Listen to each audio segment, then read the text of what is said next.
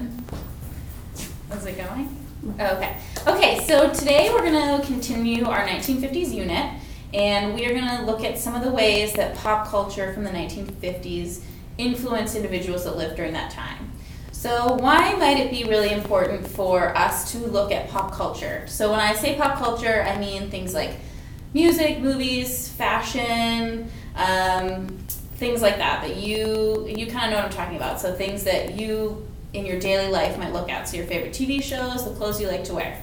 So why might we look at that and think about it in terms of the 1950s? Why might that be important to look at? So we can see how things change throughout time. Yeah. Sure. So that we can compare, right? And that's kind of what we are going to do today. But what does it kind of tell us about people who lived during that time when we look at pop culture? What kind of things can we infer about people when we look at the kind of music they listen to, the movies they like to watch, the clothes they like to wear? Their interests? Sure, their interests. What else? And see if they were similar to us. Sure, to look and see how they're different and similar from us. You can see like what's going on during that time period. Sure. Politically. Sure. So, for example, if we looked at a song that had a kind of political message, right? We might be able to make some guesses about what the people who like that kind of music might have felt about that particular issue, right? Yeah.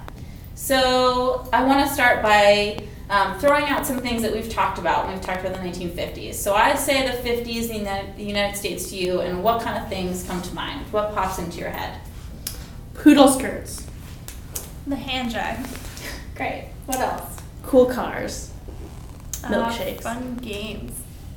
Great. So these are all elements of pop culture, right? So I'm going to take one of your examples, the poodle skirt, okay? I just happen to have a poodle skirt with me. Right here. Wow. Okay? It's pink, No way. has a dog on it, there's some ruffles, right? Okay?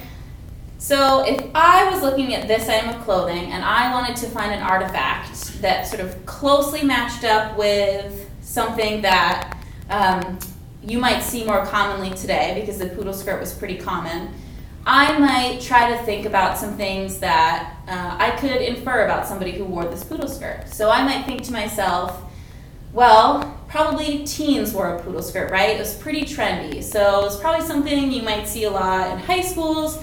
You might see teenagers wearing it. You see it a lot in movies. The movie Grease comes to mind. I'm thinking about kind of the cool cars, the kids that wore the pink and the jackets, and I'm just trying to think about who might wear that. So I'm thinking about today and modern pop culture, and I'm thinking to myself, what does somebody wear today that kind of fits that criteria? Someone who's kind of trendy and a teenager and wants to kind of fit in and wear the cool clothes.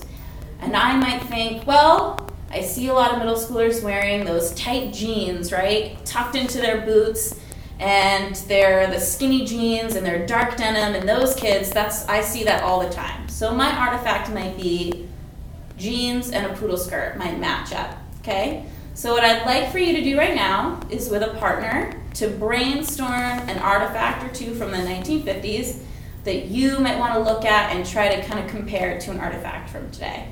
So why don't you go ahead and come up with, between the two of you, work together and come up with a 1950s pop culture artifact. I'm trying to think.